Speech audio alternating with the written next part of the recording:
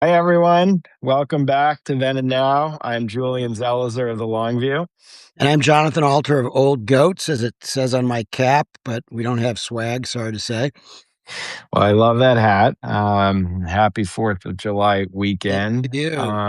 So, To the country. and 250th. And I was reading this week's article in the New York Times about the way in which the Trump family / organization has profited in its second term from businesses that are directly connected to decisions that the White House has been involved with, including crypto, overseas land deals, and much more. And of course, this involves the entire family. So I was thinking about other family scandals.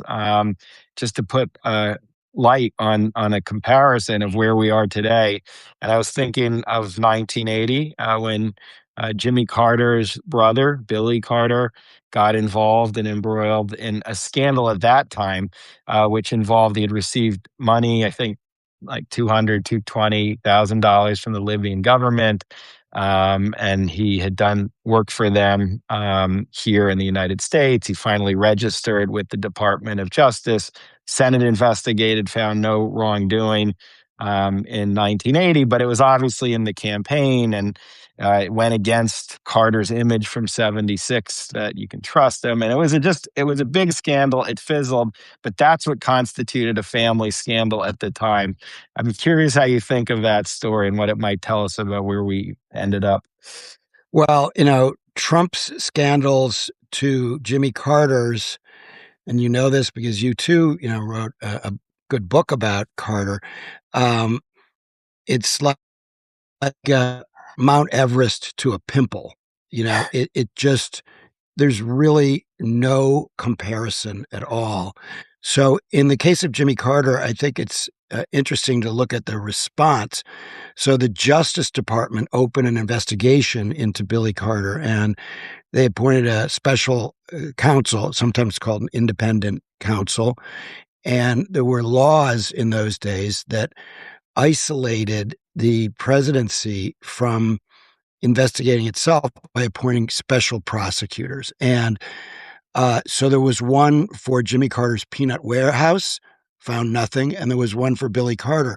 But the Billy Carter buzz got so big that on the eve of the Republican convention in 1980, Jimmy Carter held an hour-long primetime news conference to answer any possible question about this. And what was at issue was that Billy Carter had not registered as a lobbyist for a foreign government. Compare that to, the billions that Jared Kushner is getting from sovereign wealth funds for his business from the same countries that he's negotiating with, or World Financial, Trump's crypto company, getting hundreds of millions of dollars in investments from countries that want favors from the president. And, this is completely unconstitutional under the Emoluments Clause, as is his acceptance of this airplane. And so it's really hard to keep all this straight because there's so much coming in on a daily basis. But we learned this week that last year alone, through his insider trading and other self-dealing, Donald Trump made over $2 billion. Now, just again, to compare this for a second to Jimmy Carter, he put his holdings in a blind trust, which was investigated, and it turned out there was nothing wrong with the blind trust, except that when he left the presidency, he was bankrupt.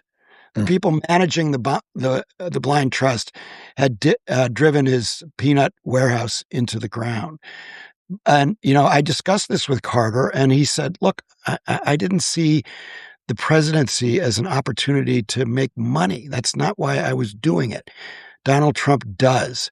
People say that he ran for re-election so that he wasn't prosecuted. I think he also ran for re-election so that he didn't end up in bankruptcy, which is where he was headed because so many of his businesses were doing badly. Not anymore. Through most really gross kind of corruption, he has set a new standard in degradation and criminality among American presidents. Well, thank you for that comparison, and I hope the press keeps on this story because the follow the money story seems like one of the biggest issues that we are looking at right now as we celebrate the 250th. So thanks for joining, John, and we'll talk soon. Thanks, Julian. Bye bye.